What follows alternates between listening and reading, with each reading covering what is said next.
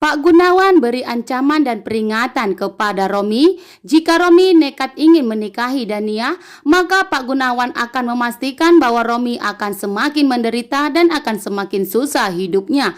Karena Pak Gunawan sama sekali tidak setuju jika Romi menikah dengan Dania. Karena Dania adalah anak dari kedua orang tua yang telah dihabisin oleh Romi. Sehingga Pak Gunawan sama sekali tidak setuju. Sedangkan dari kejauhan Tante Wulan melihat Pak Gunawan dan Romi sedang berbicara mengenai pernikahannya dengan Dania.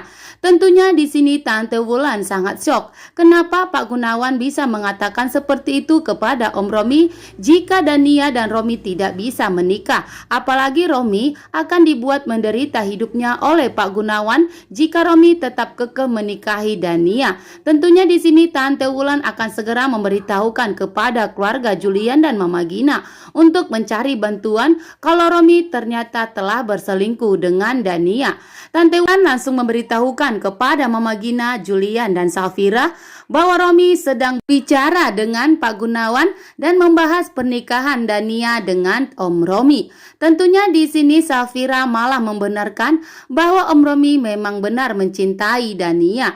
Tentunya Tante Wulan sangat terkejut mendengar penjelasan dari Safira dan mengatakan jika selama ini Om Romi sudah mencintai Dania dan telah berselingkuh selama ini di belakangnya Tante Wulan. Tentunya Tante Wulan tidak terima dan terkejut mendengar pengakuan dari Safira. Melihat itu dan mendengar itu, Om Romi semakin kesal dan semakin muak melihat Safira.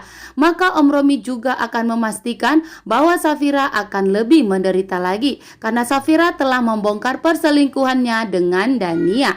Sementara di sini Yunia sedang menyusun rencana untuk menghancurkan Safira dan ingin membuat Safira lebih menderita lagi karena di sini Yunia belum puas membuat Safira difitnah saat berada di mall. Tiba-tiba Abian masuk ke kamar Yunia. Abian tentunya sangat terkejut melihat reaksi dari Yunia yang begitu ketakutan dan terkejut melihat Abian masuk ke kamarnya. Abian juga kaget kenapa Yunia bisa mengenal Safira. Maka di sini Abian tidak akan terima jika terbukti Yunia akan membalaskan semua perbuatannya kepada Safira dan apalagi Yunia telah mengenal Safira.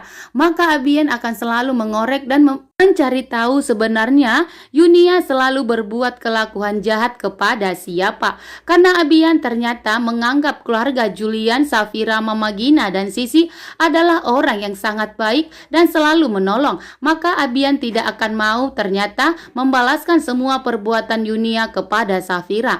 Ternyata Abian akan selalu menjadi garda terdepan untuk hubungan keluarga Safira dan Julian.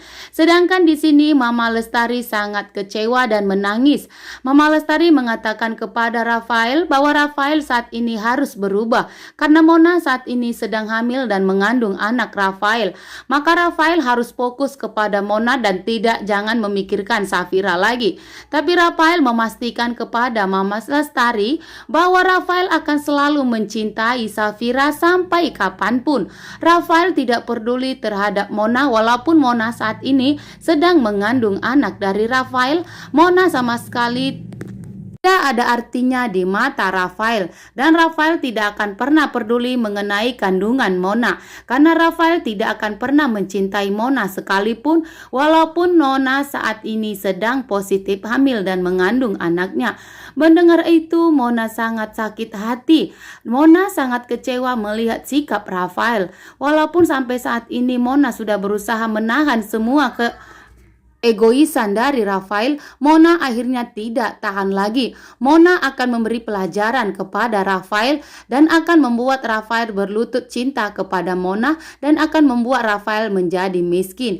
Maka di sini di mana Mona akan membongkar satu persatu kesalahan atau perbuatan jahat dari Rafael.